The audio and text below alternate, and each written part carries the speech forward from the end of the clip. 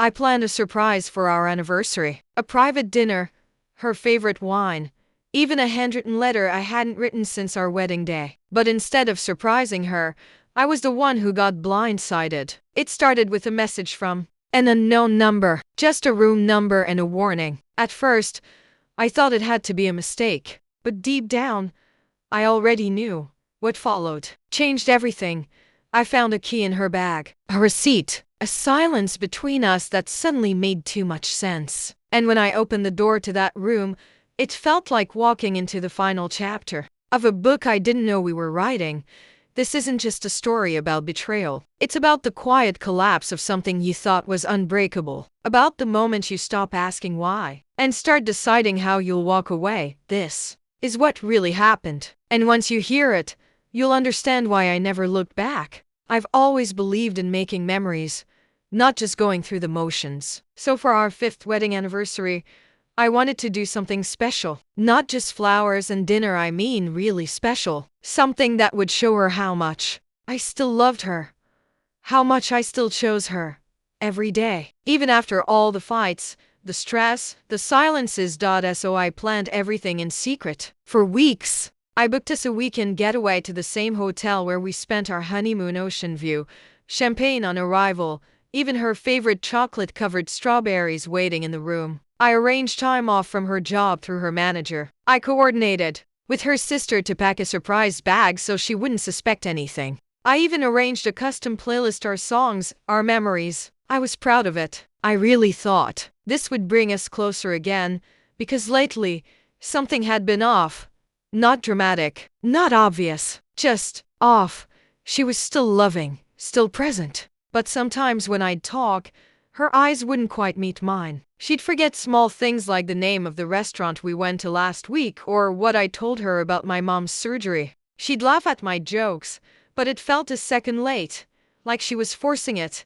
But I told myself it was just life. People get busy. Work gets exhausting. Marriage isn't a movie. It's normal, right? So I ignored the little voice in the back of my mind, the one whispering that something didn't feel quite right. Instead, I leaned harder into love, into this surprise, into trying to make us feel like us again. On the day of our anniversary, I told her I had a work emergency and would be home late. She seemed disappointed, but she smiled and said, "It's okay, baby. We can celebrate another day." I kissed her on the forehead and told her I'd make it up to her. She had no idea I was heading to the hotel to set everything up. I got there early, checked in, double-checked everything. The room was perfect. I laid out a new dress I bought for her, soft navy blue, the kind she used to wear on date nights. I left a note on the bed, "For my forever girl. Come find me downstairs. I'll be waiting." I texted her from the lobby to come to the hotel, told her I had a surprise, to take the Uber waiting outside. She responded with a simple heart emoji. I stood there, holding 2 glasses of champagne, rehearsing what I'd say when she walked in. I pictured her face lighting up. I imagined her hugging me, saying no one had ever done anything like this for her. I just kept telling myself this would fix things. This would remind her of us. 10 minutes passed. Then 20. Then 30. I checked my phone. No calls. No texts. I tried calling her. Straight to voicemail. Maybe traffic. Maybe her phone died. But then I saw a message come through from her number, but it wasn't to me. It was a forwarded message from our shared iCloud. A notification I had forgotten even existed. It was from a chat, not saved under a name, just a number. And the message said, "I'll meet you at the suite after he leaves. Same floor. Room 407. My heart stopped. I read it again. And again. The blood in my body felt like it drained out in one wave. Cold. Numb. Room 407. I was in 412. She was coming here. The same hotel. But not for me. I didn't know what to do. I couldn't move. I couldn't think. I just kept staring at that screen. My hand holding the champagne glass started to shake. I sat down. My whole plan, everything I had done, everything I had hoped, it felt like a joke. A cruel, twisted joke. She hadn't even made an excuse. She was just planning her night like I didn't exist. Like I wasn't waiting there for her. Like I wasn't trying so hard to bring us back. That was the moment something shifted in me. The second I stopped being the man trying to save our marriage and started being the man watching it fall apart in real time. I didn't confront her. Not yet. I didn't go to room 407. Not yet. I just sat there, in a lobby filled with soft music and warm lights, holding 2 glasses of champagne for a celebration that was never going to happen. And that's when it hit me, everything felt right, until one tiny detail cracked the illusion. And now, I wasn't sure if I was about to lose my wife, or if I had already lost her long ago. I don't remember leaving the hotel lobby. Everything after that message felt like I was moving in slow motion, like I wasn't really inside my body, just watching it all play out. I walked out without saying a word to anyone, got into a cab, and went straight home. The champagne bottle was still in my hand. I left it on the seat. I didn't care. When I got home, she wasn't there. Of course she wasn't. It was nearly midnight. I sat on the couch in the dark. I didn't turn on the lights. I didn't check my phone. I just sat there, in complete silence, trying to process what the hell just happened. Then, around 12:37 a.m., my phone buzzed. I remember the exact time because I looked at the screen like it had just come to life. It wasn't her. It was an unknown number. Just one line. I thought you should know. Room 407. He's been there before. No name. No context. Just that. And suddenly, it wasn't just suspicion anymore. It was confirmation. Someone knew. Someone saw. And they weren't guessing. They were telling me that this wasn't a one-time thing. That this wasn't a mistake made in a moment of weakness. It was a pattern. A routine. A secret life that I somehow hadn't seen. I stared at that message for a long time. Then I replied, "Who are you?" No response. "Why are you telling me this?" Still nothing. I sat there, just staring at the screen, waiting for 3 little dots to show up. They never did. I started to feel this ache in my chest. Not sharp, but deep, heavy, like something inside me was collapsing slowly. Not just heartbreak. It was humiliation, rage, confusion, grief, all tangled up in one storm. My mind started going back, replaying all the signs I'd missed. The nights she stayed late at work. The sudden interest in her appearance again. The times she'd take her phone into the bathroom. Something she never used to do. I thought she was just being private. I thought she needed space. I thought she loved me enough to be honest if something was wrong. God, how stupid was I? At 1:12 a.m., I got another message. This time from her. "Just got home. You still awake?" I didn't answer right away. I just stared at it, hands trembling. I could hear her unlocking the door downstairs. Then her keys hit the bowl on the console table. Like always, she moved through the house like nothing was wrong. Like tonight was just another night. She peeked into the living room and said, "Babe, why are you sitting in the dark?" I didn't even turn to look at her. I just said, "Where were you?" She hesitated, just for a second, but I caught it. After work, I grabbed drinks with Kate. Then my phone died. I was gonna head to my sister's, but I figured I should come home. It was the calmness in her voice that got me. Like lying came easy now. Like it was muscle memory. I didn't say anything back. She stepped closer. "You okay?" That was when I turned and looked her in the eye. Room 407. "Who's he?" Her face changed. Not shocked. Not scared. Just still. Blank. For a split second. She looked like someone I didn't know. "I don't know what you're talking about," she whispered. I held up my phone. "You sure?" "Because I got a message. A stranger told me you've been there before. With him. Whoever he is." She sat down on the armrest across from me, silent. I watched her eyes well up, and for a second I thought maybe she was going to deny it. Maybe she was going to spin some story. But instead, she just said, "It wasn't supposed to be like this." That one sentence broke me, because it told me everything I needed to know. I asked her one question. "Do you love him?" She didn't answer. She didn't have to. I stood up, walked past her, went upstairs, and in that moment, I wasn't even angry. I was hollow, like my body had nothing left to burn. That night, I didn't sleep. I just lay there staring at the ceiling, feeling like a stranger in my own life, in my own bed. next to someone I no longer recognized, the woman I planned a surprise for, the woman I thought I knew, and now, thanks to a stranger's midnight message, I knew the truth, and I could never unknow it. I wasn't looking to find anything. That's the worst part. The next morning, she acted like everything was fine. She made coffee, kissed me on the forehead, and asked if I wanted eggs, like we hadn't sat in complete silence the night before, like I hadn't asked her a question she never answered, like I didn't know. I told her I was tired, that I had work to catch up on, and she just smiled like none of it mattered. She left her bag on the kitchen stool, said she was running late. I watched her rush out the door, hair still damp from the shower, blouse barely buttoned, phone already glued to her ear. She didn't even look back. I don't know why I opened it. Maybe I was hoping I was wrong. Maybe I wanted to find something innocent. Or maybe I was just done pretending. I unzipped the front pouch. Just receipts, lipstick, gum. But then I saw it. A small white envelope. Room 407, Hotel Crestview. I just stood there, staring at it in my hand. My heart wasn't racing anymore. It had already done that the night before. Now it was just this cold, heavy silence inside me. Like I'd walked into a room where I didn't belong. I opened the envelope. Inside was a plastic keycard, hotel branded, used obviously, and a folded receipt. The room was booked for multiple nights, not just one, two.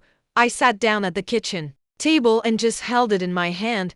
This wasn't some wild misunderstanding. This wasn't one bad night after drinks. This was a plan, a decision, something that required scheduling, time, thought, lying. She had been carrying this around with her like a souvenir. That broke something in me. I texted her. "When were you going to tell me?" She replied almost instantly. "Tell you what?" So, I sent her a photo of the keycard and the receipt. 3 dots. Then they vanished. Then 3 dots again. She didn't call. She didn't come home. She didn't even say sorry. Just a single text. "I'll explain everything when I get back." There it was. That tone again. Like I was the one overreacting. Like I owed her patience. Like I was the one who needed clarity. That night, I didn't wait for her. I took the keycard, got in my car, drove to Crestview. I don't even know what I thought I'd find. Maybe I just wanted to see it for myself. The place where my marriage died. When I got there, the woman at the front desk didn't even look up. I just said I lost my key and gave the room number. She made me a new one without question. Room 407. The hallway smelled like bleach and air freshener. The kind of scent that tries to cover up something you're not supposed to notice. I stood outside the door for a minute. Then I swiped the card. It opened. Inside, it was empty. Cleaned. Sterile. Like nothing had happened. But I could see the story between the sheets. The crumpled corner of the comforter. The wine glasses on the counter. The faint smell of her perfume that hadn't fully left yet. And I hated how familiar it all felt. Like I had walked into a version of her life I wasn't invited to. Like this room knew her better than I did. There was a note on the nightstand. Hotel branded. Scribbled handwriting. "See you tomorrow." No name. I took a picture of it. Then I left. On the way home, I didn't cry. I didn't scream. I just felt numb. Like I had nothing left to give this story. Nothing left to say. When I walked back into our house, it didn't feel like mine anymore. It felt borrowed, temporary, like a place she had already mentally moved out of. She came home 2 hours later. Her eyes were red, but she had no tears left. She looked at me like I was the one who had broken the silence. I didn't speak. I just handed her the photo of the note. She sat down, took a deep breath, and finally said something real. "I was going to tell you, after our anniversary." I just stared at her. "You were going to break our marriage as an afterthought." "No," she whispered. "I just didn't want to ruin it. I thought maybe if I ended it the right way." "The right way?" I snapped. "There's no right way to cheat on someone who gave you everything." And she had no defense for that. Just silence. We didn't talk for the rest of the night. And when I went upstairs, I didn't look back. I finally knew the truth. Not just about her, but about what love becomes when lies take root. Quiet, cruel, cold. The hotel key was just plastic, but the damage it unlocked was permanent. I wasn't even sure why I came back. Maybe I needed to see it with my own eyes, not just an empty room, not just a receipt or a text, but the truth. Something undeniable. It had been 3 days since I first found the keycard. 3 days since she gave me half answers, vague apologies, and silence. And now, for some reason, I found myself standing there again. Room 407. Same hallway. Same stale smell of carpet cleaner and denial. But this time, the room wasn't empty. I knocked first. I don't know why. Maybe out of some strange instinct. Like if I gave her a chance to come clean, it would hurt less. No one answered. So I slid the card. The light turned green, and I pushed the door open. What I saw hit me harder than anything I could have imagined. It wasn't just her. It was the way she looked at him. They were on the couch, clothes still on, but legs tangled, hands resting on each other like this wasn't some shameful secret, like they belonged to one another. Like I was the one walking in on something sacred. She gasped when she saw me. He didn't even flinch. Her voice cracked. "What are you doing here?" I didn't answer. I was too busy trying to stay upright, trying not to scream, trying not to shatter in front of them. He stood up calmly, straightened his collar, like he'd been through this before, like I was a formality. "I guess we should talk," he said. I looked at her, waiting, daring her to say something that might make this all make sense. She didn't. Instead, she whispered, "I never meant to hurt you. But the thing about betrayal is, it's never accidental. You don't fall into someone's arms by mistake. You don't book a hotel room and lie about meetings because you're confused. You do it because you've already chosen the other side." I walked further into the room, not because I wanted to, but because I needed to see who she really was when I wasn't around. And then I saw the anniversary gift I had ordered, sitting in a paper bag, still unopened, tossed beside the minibar like trash. I had it delivered that morning. A week-long getaway to the cabin she always said she wanted to visit. The one with no reception, no distractions, just the two of us. I wanted to surprise her, fix things, remind her what we had. She didn't even open it. "I was going to tell you," she said again, this time quieter. I just didn't know how. I turned to the man, the colleague, the one she swore was just a friend. I'd seen him at parties, laughed at his jokes, even shook his hand. I wanted to hit him. I really did. But I didn't. He wasn't the one who made promises to me. She was. I looked back at her. Her eyes were wet now. Not sobbing, just guilt. That kind of shallow, too late guilt that doesn't fix anything. I said only one thing. "When did you stop loving me?" She didn't answer. That told me everything. I walked out, slowly, controlled, not because I wasn't broken, but because I refused to break in front of them. The hallway felt longer this time. The elevator music sounded cruel. And when I got in my car, I didn't drive home. I drove to the beach, just sat there for hours, watching the waves erase footprints in the sand. I thought about our wedding day, how she laughed when her heel got stuck in the grass, how I promised to never let her fall again. I thought about all the nights we stayed up talking about nothing, how she used to trace circles on my chest while she talked about the future. And I wondered when that version of us disappeared. When did we go from soulmates to strangers? That night, I didn't sleep. I packed a bag, called a friend, said I needed a place for a few days. When I walked back into the house to grab my things, she was there, sitting on the stairs, eyes red, hands shaking. "I'm sorry," she whispered. "I don't even know who I am anymore." I nodded, not because I forgave her, but because I was done carrying her confusion on my back. "You made your choice," I said. "Now I'm making mine." And I left. Not with anger, not with revenge, but with the kind of clarity that comes when you realize the love you gave was never truly seen. Behind that door, room 407, I didn't just find betrayal. I found the truth. And sometimes, the truth sets you free by breaking you first. I didn't go back to the house for 2 weeks. I stayed with a friend on the other side of town, told him the basics, but not the full story. Some things were too raw to say out loud, too heavy to relive in conversation. He didn't press. He just gave me space, a couch, and silence. And that was exactly what I needed. During those 2 weeks, I didn't answer her calls. I didn't respond to her texts. Not because I was trying to hurt her, but because I was done letting her voice drown out mine. I needed to hear myself think again. And what I kept coming back to was this one feeling, not anger, not even heartbreak, just exhaustion. I was tired of being the one who held everything together, tired of second-guessing the truth, tired of showing up for someone who had already walked away from me long before I ever knew it.